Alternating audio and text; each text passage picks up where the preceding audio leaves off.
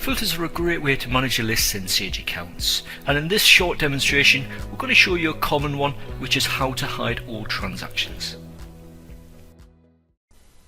So in Sage Accounts, what we're going to do is we're just going to filter our older transactions from the transactions list.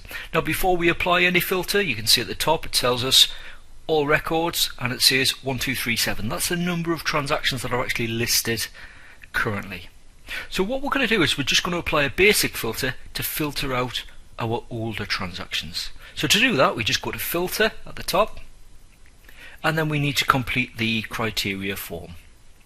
So in the join column we set that to where, and then the field, we click the drop down, and if we just scroll down and choose date, as you can see there's loads of options to choose from, but we're going to base it on date.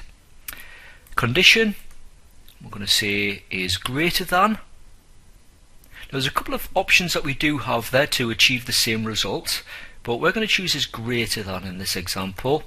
And then what we'll do is we'll just pop the date back a few months. So we'll go to the end of March.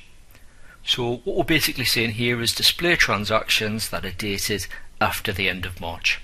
So effectively approximately 4 or 5 months of our most recent transactions. So we click apply, click close, and that's it done. At the top it tells us 369 of 1237 transactions. So 369 transactions meet the criteria or meet that filter that we've applied. Now don't get caught out if you are looking for the older transactions. We can switch the filter off at any stage, so it's a nice easy way of hiding information without either having to clear your audit trail or delete it. So if you do want to switch the filter off, just click the little button in the top left corner. So we switch it off, it says all records, so that means everything's listed. If we click it, it applies that filter back. Now this is something that is unique to your PC, so if you work on a multi-user version of Sage Accounts, this search will only apply to your view, it won't apply to anyone else.